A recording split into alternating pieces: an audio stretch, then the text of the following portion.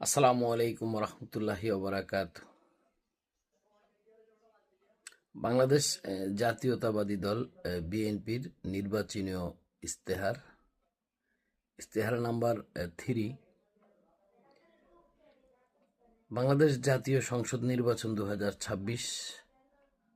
বাংলাদেশ জাতীয়তাবাদী দল বিএনপি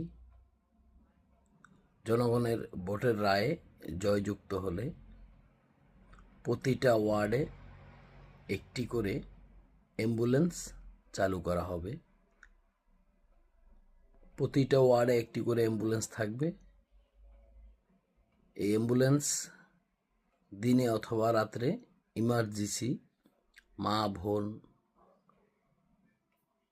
আত্মীয় স্বজন বা ওই ওয়ার্ডের জনসাধারণ, ছেলে হোক, মেয়ে হোক, বাচ্চা হোক, শিশু হোক, যেই হোক না কেন, তাদেরকে জরুরি স্বাস্থ্যসেবা দেওয়ার জন্য নিকটতম হসপিটালে অথবা তাদের থানা লেভেল বা জেলা লেভেলে যে হসপিটালগুলো থাকে ওই হসপিটালে নেওয়ার জন্য এই ব্যবস্থা করা হবে।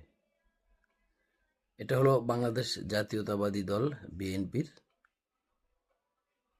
বাংলাদেশ জাতীয়তাবাদী জিয়া সৈনিক দলের 3 নম্বর ইস্তেহার। এটা অবশ্যই বাস্তবায়ন করা হবে বাংলাদেশ জাতীয়তাবাদী দল বিএনপি ক্ষমতায় গেলে, পাওয়ারে গেলে, জনগণের ভোটের রায়।